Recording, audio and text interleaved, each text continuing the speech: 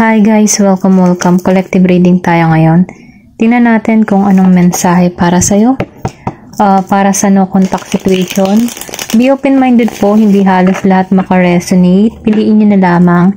And thank you nga po pala sa mga nag-subscribe at sa mga bumabalik. Welcome po tayo. Give me the message for collective para sa no contact situation. Anong mensahe para sa'yo? Anong energy ng person mo?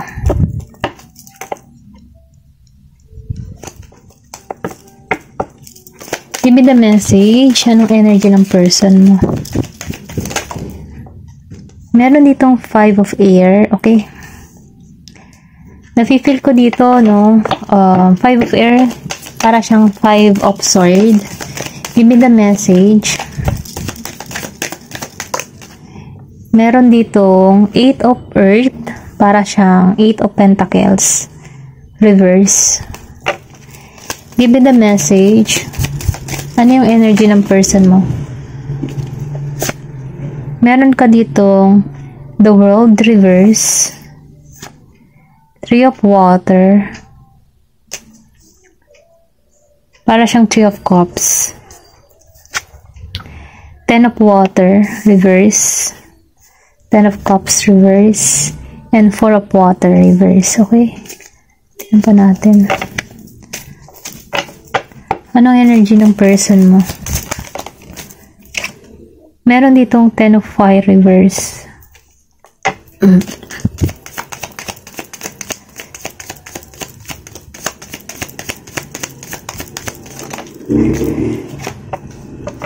The devil reverse, okay?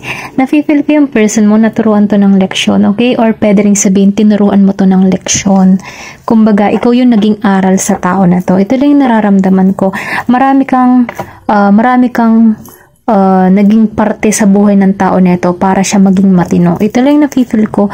Kasi, nagkakaroon na to ng realization. Kumbaga, yung ginawa nito sa'yo, bumalik sa kanya talaga lahat. Na kung saan, dito niya nararamdaman yung simula na kung saan may pagtino dito. Ito lang nafe-feel ko. Meron ditong tao na Scorpio, Cancer, and Pisces. Meron din ditong Gemini, Aquarius, and Libra. Taurus, Virgo, and Capricorn. Meron din ako nakikita dito na Aries, Leo, and Sagittarius. Then, ayun, ito lang yung nakikita ko, no? Dahil lumabas si 5 of air, nararamdaman ko dito na ikaw yung naging susi sa tao na ito, no? Na kung saan, nagigina siyang matino. Napipil ko dito nagkakaroon na to ng realization. Napipil ko dito, bumalik sa kanya lahat ng ginawa nito sa'yo. Kumbaga, before, ikaw siguro yung tipo ng tao na sumusuyo, naghahabol sa relasyon, pero dumating sa point na dito na nagkaroon ka dito ng natauhan ka. Yan. Ito lang na nafe-feel ko. Nararamdaman ko tong person mo, nahihirapan siya sa kanyang sitwasyon. Kumbaga, dahil dito sa 5 of air, nafe-feel ko dito na meron ditong para siyang nagluluksa. Ganun yung pakaramdaman, nalulungkot. Talagang sobrang nahihirapan siya. Marami siyang problemang kinakaharap sa panahon ngayon. Ito lang nafe-feel ko. Pero kung makikita mo dito, may oras. So, ibig sabihin, binibigyan to ng oras ng pagbabago. Okay? Or pwede rin sabihin na, ito na yung oras para sa kanya. Kung baga nagkakaroon ka dito ng justice sa ginawa sa'yo ng person mo. Ito lang nararamdaman ko. Then dito, nafe-feel ko dito na may paglayo. Kasi kung makikita mo dito yung kabayo, umalis siya eh. Maybe ko yung tipo ng tao na inalisan mo to or lumayo ka dito. Kumbaga, nagkaroon ka dito ng realization. Ito lang yung nararamdaman ko. Pero, nagtitik-tak yung oras dito na kung saan merong oras sa taong ito. Kumbaga, dito na nagsisimula yung kanyang karma or pwede rin sabihin, dito na nagsisimula yung kanyang pagbabago. Kumbaga, tinuturuan na to ng leksyon. Okay, ito lang nararamdaman ko. Then dito sa 8 of earth, nafe-feel ko dito, wala siyang mahanap na kasagutan, wala siyang mahanap na yun nga, yung kasagutan sa kanyang mga problema. Okay, ang pasensya na. Kala ko may dumating. Minataw po kasi. Start na tayo. Meron ditong 8 of Earths. Nafe-feel ko dito no, sa 8 of Earth dahil nakalabas siyang naka-reverse. Nararamdaman ko dito na wala tong mahanap na kasagutan. Kumbaga, naguluhan to, okay? Maybe kaya to naguguluhan dahil hindi niya akalain yung pagbabagong nagaganap sa'yo. Or pwede rin sabihin na yung tipo na maybe siya yung tipo ng tao na nagpapahabol or pwede rin sabihin gusto niya yung ikaw lagi ang nasunod sa kanya. Pero nangyari dito, nabago yung sistema. Kumbaga, umikot yung gulong na kung saan ikaw yung dating naghahabol, ngayon magbabaliktad ito. Okay? Ito lang yung nararamdaman ko. Ikaw yung susi sa tao nito, pero dahil na lumabas siya ng naka-reverse, hindi niya mahanap yung susi para sa'yo. Okay? Okay, meron ditong the world. So, entry of water. Ayan, meron ditong the world reverse and tree of water. Okay, nafe-feel ko dito na meron ditong distance. Kumbaga, nakikitaan ko dito na merong uuwi or sabihin natin na ikaw nasa ibang bansa or ikaw yung nasa Pinas, ano. Nafe-feel ko dito na meron ditong naka-stuck sa sitwasyon na no, kumbaga gusto nang umuwi pero hindi siya makauwi. Ganun yung energy nito. Or pwede rin sabihin, iniintay ka ng tao nito kung ikaw man ay nasa ibang bansa. Kumbaga naka-stuck to sa sitwasyon. Walang pagbunga. Kumbaga, sarado yung kanyang kaisipan, mahina yung kutob niya, ganun. Kumbaga, no, nafe-feel ko dito na hindi niya makita yung katarungan or hindi niya makita yung kaliwanagan sa kanyang nararamdaman. Ito na yung nafe-feel ko. Kasi lumabas siya ng naka-reverse. So, ibig sabihin, may distance dito. May pagkakalayo-layo. Then, dito, no, sa Tree of Water, nafe-feel ko dito na nagkakaroon ka ng transformation. Okay? Masaya ka kung nasa saan ka, masaya ka kung ano yung ginagawa mo. Meron ako nakikita dito na Cancer. Then, nafe-feel ko din dito, no, na meron kang mga kaibigan na sumusuporta sa'yo, okay? Nafe-feel ko din dito na nagaganap na yung pagbabago sa'yo. Kumbaga, nagkakaroon ka dito na mas malawak or mas malalim na pananaw sa buhay na kung saan nagiging ka ditong stable, pa-chill-chill ka lamang, then comfortable ka sa iyong nararanasan ngayon. Kumbaga, maayos yung kabuhayan mo, maayos yung trabaho mo. Ganon. Ito lang yung nafe-feel ko. Nagkaroon dito ng transformation na naganap sa buhay mo. Ito lang yung nararamdaman ko. Then, 10 of Water reverse. Itong taon to, nawawalan to ng pag-asa. Okay? Nafe-feel ko dito na, alam mo, yung tipo na nakakaramdam to ng selos sa sitwasyon mo. Kasi nakikita ka nito ng paglago. Maybe open ka ulit sa relasyon. Nakikitaan ka nito sa social media na lumalago ka, umaayos ka, gumaganda ka, maraming humahanga sa'yo. So ngayon itong taon to, nakakaramdam to ng selos kasi wala siya sa panahon ngayon okay? Ito yung nafe-feel ko, wala siya sa panahon ngayon. Nararamdaman ko dito na marami siyang problema. Alam niya ikaw lang din yung makakatulong sa problema niya, okay? Pero ganun pa man, ikaw kasi dito, nagiging kang maayos, marami kang maraming nakakapansin sa'yo or sabihin natin merong mga nanliligaw sa'yo, merong umaaligid. Ito rin nafe-feel ko. Pero itong tao na ito, nawawalan siya ng pag-asa sa connection yung dalawa, okay? Kasi itong tao na ito, feeling down, kumbaga, nadismaya siya na hindi niya akalaing may pagbabagong nagaganap sa buhay mo. Kasi maybe ko before na habol ka, ngayon na bago ka. Kaya itong taong ito, hindi niya akalain na ganun yung kahihinat na ng ginawa niya sa'yo, okay? Then dito, sa 4 of Water, okay, naka-reverse siya. So, ibig sabihin, itong taong ito, iniisip ka nito, hindi to makatulog, nababalisa to. Nararamdaman ko na nag-iintay lang to ng tamang oras, panahon. Ito na yung nafe-feel ko. Kumbaga, meron tong mga plano, meron tong nililihim na plano. Ganun pa man, meron tong lihim na nakatago. Meron ditong Cancer, malakas yung Cancer na nararamdaman ko. Then, nakikita ko rin dito na naka-stuck man siya sa sitwasyon, iniisip ka neto, okay? Then, nararamdaman ko na nag-iintay lang to ng tamang panahon para sa connection nyo, okay? Pero nakikita ko dito, mayroon tong selos na nararamdaman sa'yo. Kasi, hindi mo na siya pinagtutuunan ng pansin. Kumbaga, iba na yung mundo mo sa mundo ng kinagagalawan niya ngayon. Ganun. Magkaiba na kayo ng mundo. Ito yung nararamdaman ko dito. Then dito na sa Ten of Fire, itong taon to sa Sagittarius energy, nafe-feel ko siya yung tipo ng tao na hindi siya responsible. Kumbaga ayaw niya yung nagsusumikap. Yung feeling nararamdaman ko dito, medyo may pagkapalaasa to. Okay? Kumbaga kontento na lamang siya kung ano yung meron sa kanya. Ganun yung energy nito. Hindi siya nasubok ng panibagong bagay, or sabihin natin sa halimbawa sa trabaho, kapag mahirap yung trabaho, sumusuko na, yung tipong may pagkatamad siya, ganun. Ito lang yung nararamdaman ko, irresponsible, irresponsable, ganyan. Then the Devil reverse.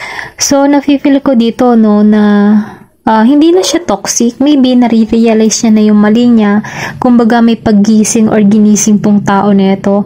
Nagkaroon to ng realization dahil nagaganap na sa kanya yung mga bagay na hindi niya inaasahan, na hindi niya akalain na nagbago ka. Okay?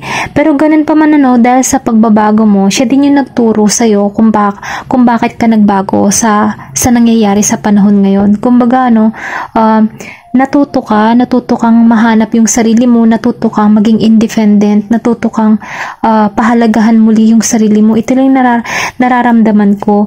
Pero ganun pa man itong tao na ito, dahil sa nangyari ito, gusto niya ng pagbabago sa connection nyo. Gusto niya ng kung babalik man, kung tatanggapin mo tong tao na ito, nararamdaman ko na hindi na to magiging toxic, kasi bigla kang nagbago natakot to, okay? Ito lang nararamdaman ko, may takot siya kasi kaya mo nang makawala sa kanya, kaya mo nang maging independent, kaya mo nang maging matigas, na dati, ikaw yung habol na habol sa kanya, pero ngayon parang nabaliktad yung sitwasyon.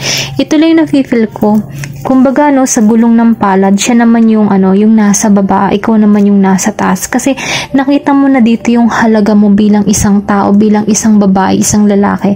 Nakita mo muli, naibangon mong muli. Kumbaga itong tao na ito, hindi nito pinahalagahan ikaw.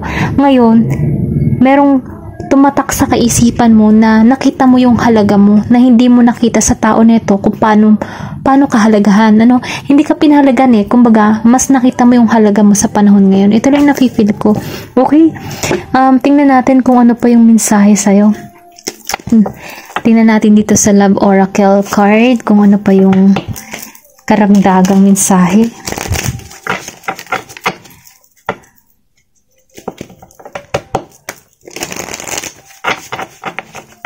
Give me the message for collective na contact. Ano yung mensahe sa'yo? Diba ang lakas?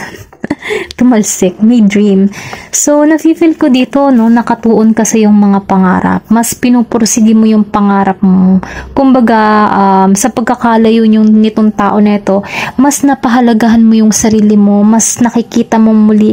Parang tipo ng before, siya yung pinapangarap mong makasama habang buhay. So, ngayon, ang nangyari dito, nangarap kang muli para sa yung sarili. Okay? Kumbaga, naging independent ka dito, mas pinagtuunan mo na yung sarili mo kasi na-disappoint ka sa person mo. Ito lang nafe-feel ko. Then, nakikita ko rin dito na meron ka ng tapang at lakas ng loob na tahakin yung bagong landas, or pwedeng sabihin na meron ditong maglalakas loob na pinapangarap ka na makamit ka. Ito lang nafe-feel ko. Kung meron ka man mga hinihiling makakamit mo to.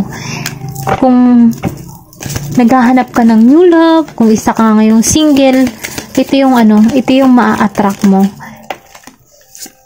Meron ditong remarkable. So, ibig sabihin, meron ditong engagement ring. Kung makikita mo, may sing-sing dito. So, ibig sabihin, ito yung parating sa'yo. Then, nakikita ko rin dito, na kung ikaw man ay merong isang, kumbaga, nafe-feel ko kasi dito na malalaman mo kung ano talaga yung gusto mo sa isang relasyon. Okay? Nafe-feel ko dito na mas makikita mo yung lalim ng isang relasyon. Okay? Nung pagkakalayo nyo, mas naunawaan mo kung ano ba talaga ang gusto mo sa isang relasyon. Ganun. Give me more information.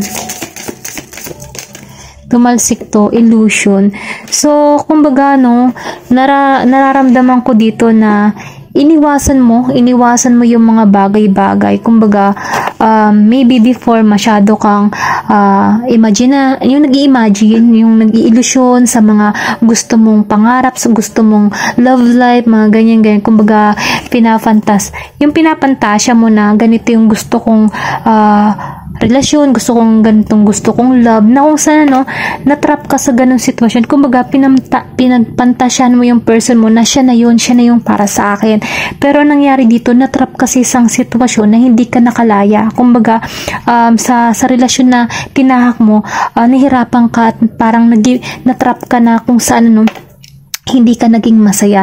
Pero ganun pa man nafe-feel ko dito na nakita mo yung realidad, realidad kung ano yung totoong relasyon na masasabing true love. Ito yung nafe-feel ko. Then nakikitaan ko rin dito na meron ditong soul connection na kung saan dadalihin ka patungo dito, okay? Kumbaga, meron ditong bago na kung saan ma-attract mo to. Ito lang nafe-feel ko. Kung mayroon kang hinihiling or minamanifest na isang relasyon, makakamit mo to. Give me more information. Meron ditong labyrinth.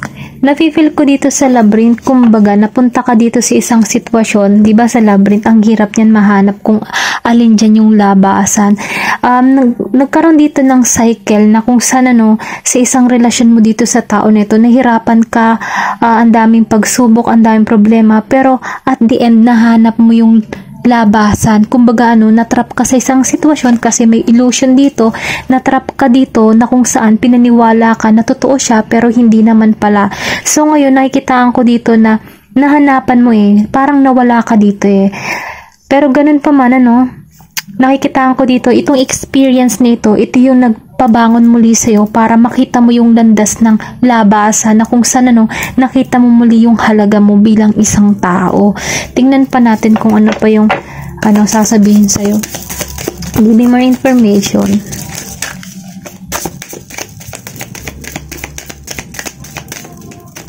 Meron ditong learn. So, ibig sabihin niya, sinabi ko kanina, ikaw yung aral sa tao neto, okay? Kumbaga, natuto siya sa'yo, okay? Parang tinuruan mo siya ng leksyon. Then, nafe-feel ko dito, marami kang natutunan dito, okay? Kumbaga, nafe-feel ko din dito na yung pagpapakita mo ng pagmamahal sa tao neto, hindi niya pinahalagan, pero ganun pa man dahil nabago mo yung sarili mo, nakita mo yung halaga mo, nung nakita mo yung halaga mo, dun pumasok, na natuto ka dito, okay? Kumbaga, meron ditong aral na nangyari sa'yo. Ito lang nafe-feel ko. Pero ganun pa man sinasabihan ka rito na wag ka pa ring matakot magmahal kasi ang pag-ibig kasi yan yung daan para matuto ang bawat isa. Kumbaga, sa ganyang pangyayari, diyan mo matutuklasan kung alin ba yung dapat kong gawin o hindi ko dapat gawin, okay? Ganun pa man meron ditong aral na nangyari at naganap. So ngayon, itong tao mo dito, nagkaroon to ng aral sa kanya na kung saan kung ikaw man ay habol na habol tapos bigla ka naghinto sa paghabol, dyan yan matatauhan, dyan papasok yung realization sa tao nito. Ito lang nararamdaman ko. Then dito cherish your relationship.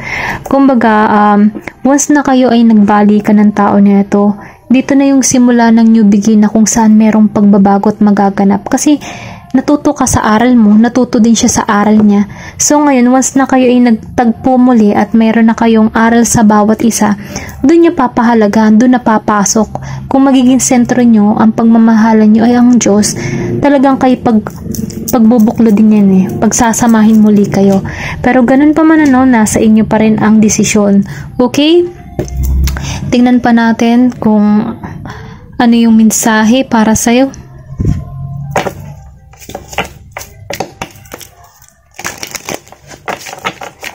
Give me the message for no contact.